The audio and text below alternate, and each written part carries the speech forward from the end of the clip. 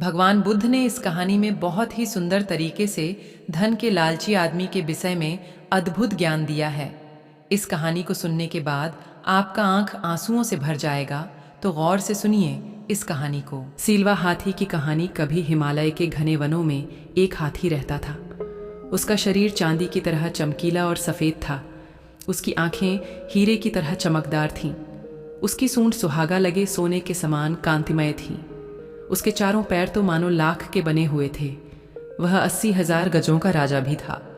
One में विचरण करते हुए एक दिन सीलवा ने एक व्यक्ति को विलाप करते हुए देखा।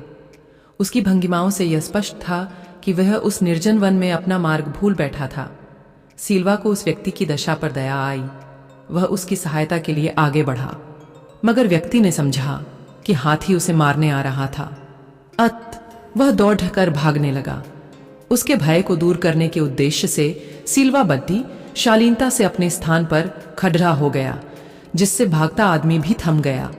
सीलवा ने ज्यों ही पैर फिर आगे बढ़ाया, वह आदमी फिर भाग, और जैसे ही सीलवा ने अपने पैर रोके, वह आदमी भी रुक गया। 3 बार जब सीलवा ने अपने उपक्रम को वैसे ही दोहराया, तो भागते आदमी का भय भी भाग गया। वह समझ गया कि सीलवा कोई खतरनाक हाथी नहीं था। तब वह आदमी निर्भीक होकर अपने स्थान पर स्थिर हो गया। सीलवा ने तब उसके पास पहुंचकर उसकी सहायता का प्रस्ताव रखा। आदमी ने तत्काल उसके प्रस्ताव को स्वीकार किया। सीलवा ने उससे तब अपनी सूंड के उठाकर पीठ पर बिठा लिया और अपने निवास स्थान पर ले जाकर नाना प्रकार के फलों से उसकी आवभगत की। अंततः जब उस आदमी की भूख प्यास का निवारण हो गया, तो सीलवा ने उसे पुनः अपनी पीठ पर बिठाकर उस निर्जन वन के बाहर उसकी बस्ती के करीब लाकर छोड़कर जांच दिया। वह आदमी लोभी और कृतघ्न था। तत्काल ही वह एक शहर के बाजार में एक बड़े व्यापारी से हाथी दांत का सौदा कराया।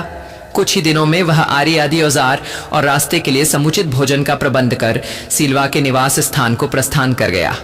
जब वह व्यक्ति से सीलवा के सामने पहुंचा, तो सीलवा ने उससे उसके पुनरागमन का उद्देश्य पूछा।